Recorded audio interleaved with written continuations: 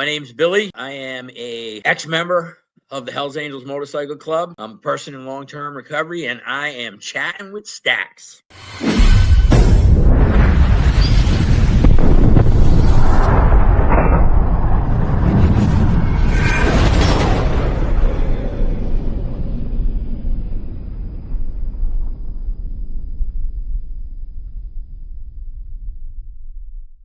Welcome to this episode of Chatting with Staxx. I'm your host, Bill Staxx, and today I got Billy. I want to say that I was having internal struggles with people in my own charter. We were not seeing things eye to eye. That was probably the biggest reason in it. Because of that position that I was in as the East Coast rep to Canada, I got to meet a lot of members from all over the world, at different, officers meetings and stuff like that there. I formed a lot of really, really good relationships. And at the time, I would say that I felt disconnected from my own charter. I felt like I was banging heads with a lot of the people there. In hindsight, I'll look back and tell you that I didn't know it at the time, but you and I briefly talked before.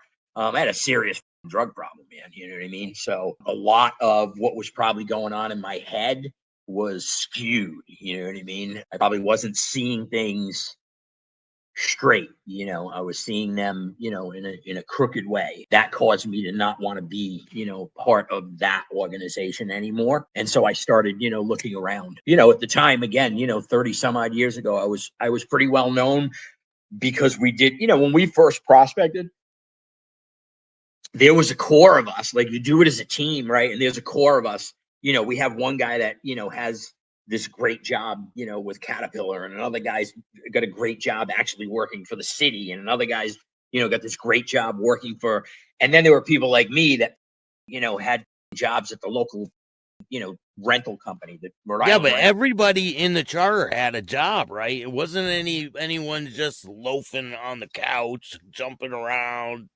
Did everybody have a job? Pretty much, you know what I mean? Some people were mechanics, you know what I mean? And they kind of, worked on their own schedule and stuff like that.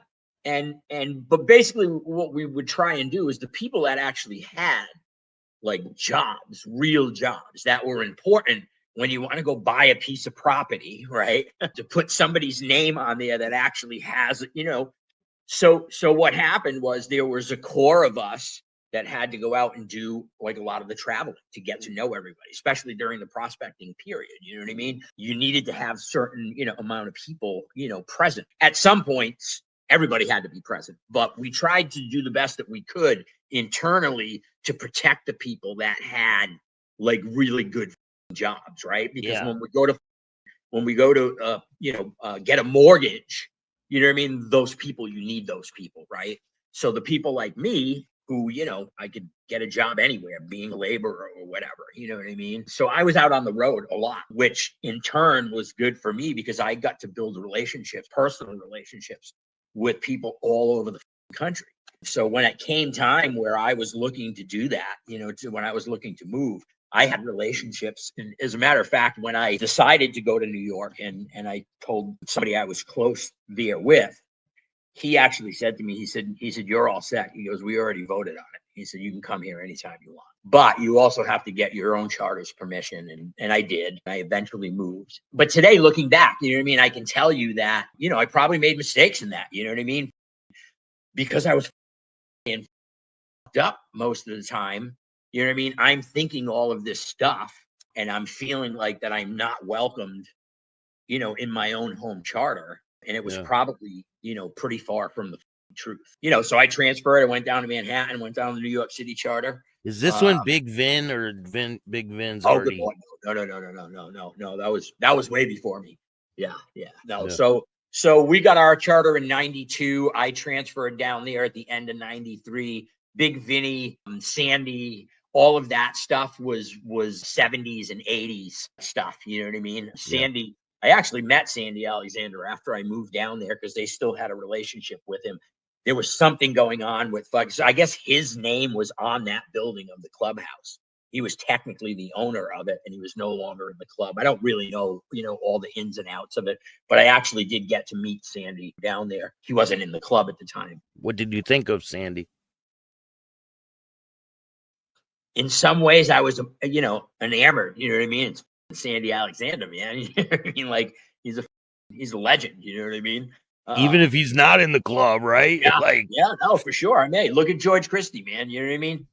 He'll always be a Hell's Angel legend. Come on, you know what I mean? yeah. Sonny Barger, you know what I mean? Got to meet John the Sonny a bunch of Baptist, times. right? All these Oh yeah, guys, John the sure. Baptist, he's a Yeah, legend too. yeah, absolutely. Yep. So what's it like when you transfer? What's like your first going over there? You move to New York City?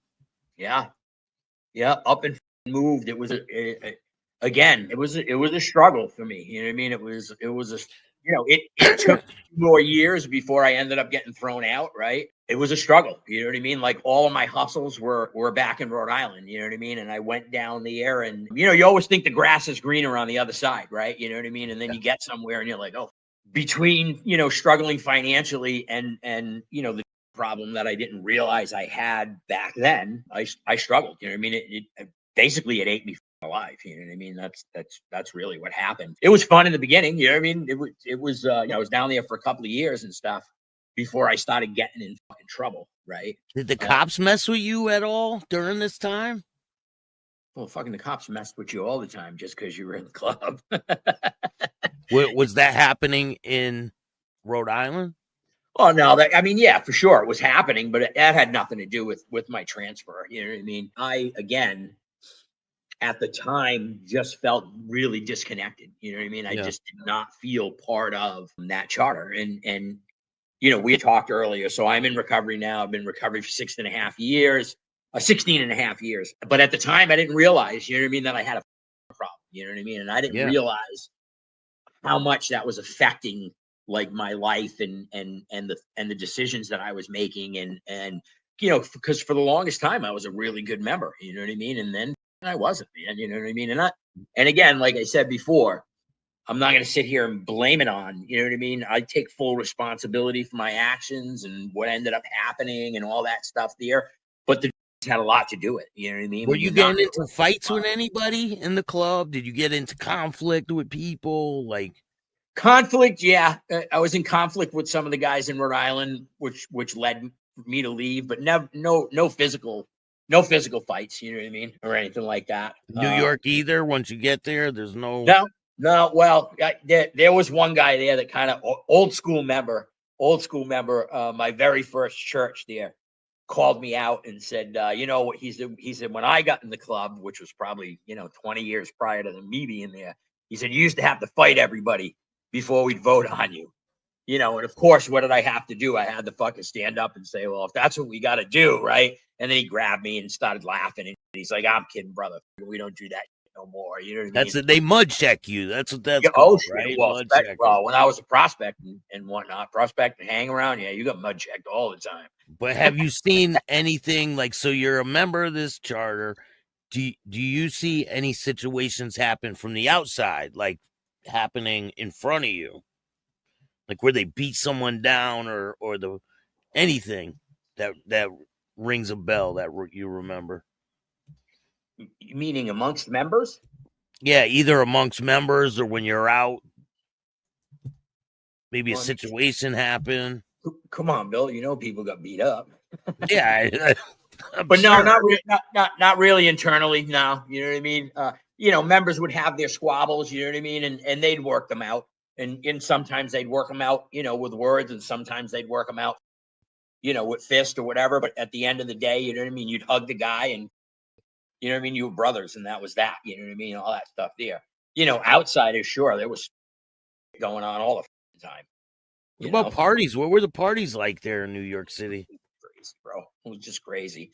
When I first got there, there were a few of us, talking and whatnot. And this was my downfall. You know what I mean? This was my downfall was, I remember this one member saying, you know what I mean? And I'm going to tell you right now, I won't sit here and name names of people. No, you don't have to.